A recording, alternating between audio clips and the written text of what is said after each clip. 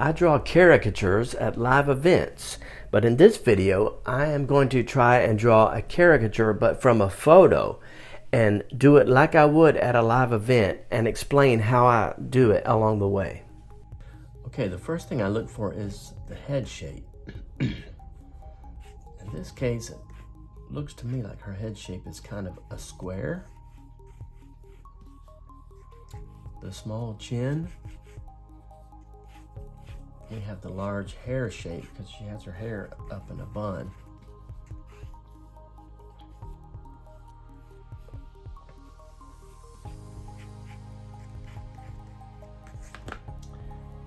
Okay. The next thing I look for is the T shape, which is the eyes and nose.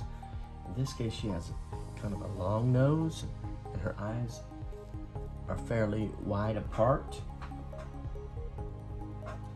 So I'm going to keep that in mind, and I'm drawing, start with her eyes.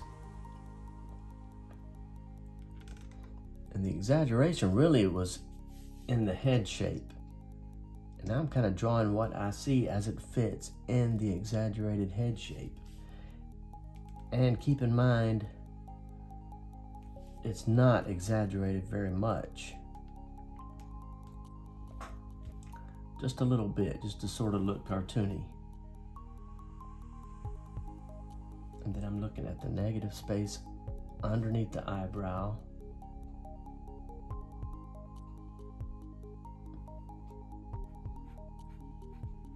Keeping in mind that the eyebrow follows the ridge of bone underneath the brow.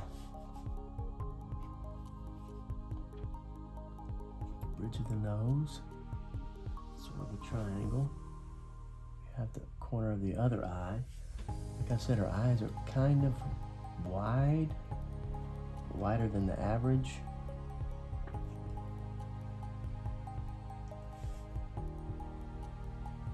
I'm always looking for opportunities to draw thick lines right next to thin lines.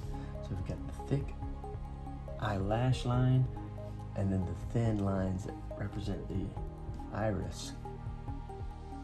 Her pupils, I noticed from the photo, are very small, so I'm drawing them even smaller. Looking at the negative space under the eye, remembering that this eyebrow follows the ridge of bone on the brow, under the skin, so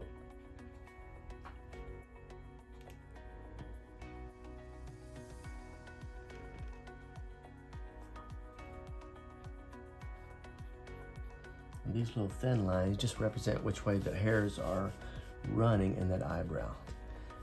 Now the nose.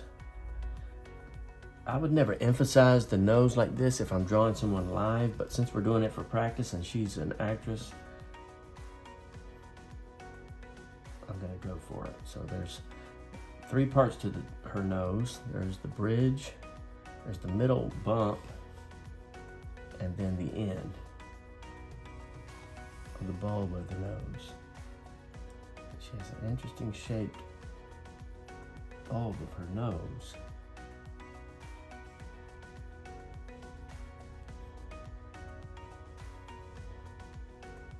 There's her nostril. The other nostrils are kind of flared out. I can draw a little dimension line to show the bulb of the nose. Now, this is the smile line. It kind of curves out, then in, then out again. And this side, it kind of goes straight down. And now I'm looking at the shape of her mouth. And it's kind of twisted a tiny bit. You see, the middle is a little further toward this side than it is perfectly symmetrical. It could be that's just how she's smiling right now, but I want to slightly get that in there. And if I wanted to exaggerate it more, I'd probably exaggerate that more. Especially the nose, I would exaggerate more.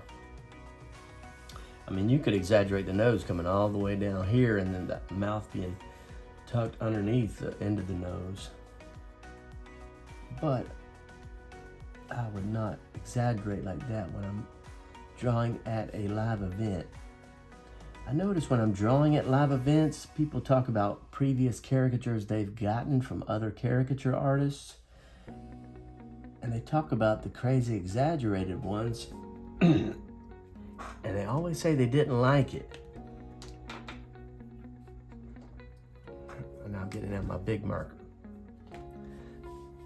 I'm gonna make sure that I draw the outside lines much thicker than the inside lines.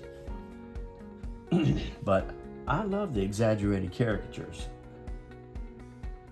And I sometimes practice that way, but like I said, when I ask people about their caricatures they've had in years previous, a lot of times they really don't like the exaggerated ones.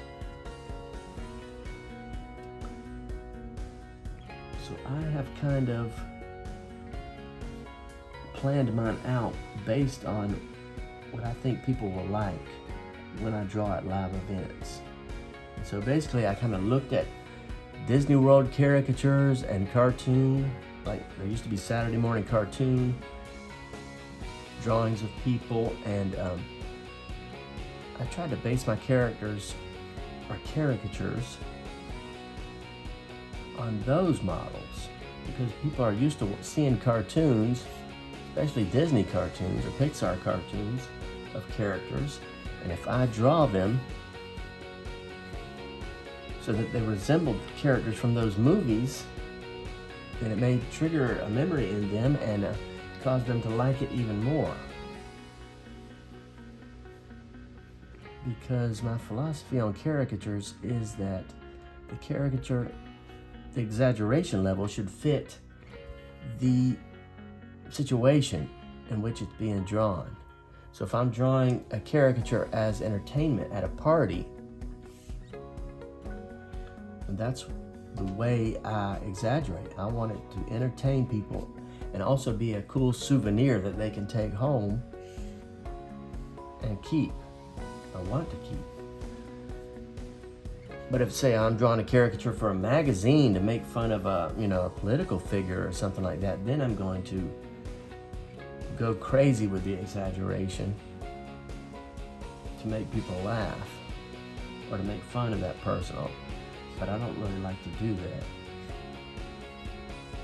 So that's how I do it. Depending on the situation is how I exaggerate. And usually if I'm drawing a caricature as a gift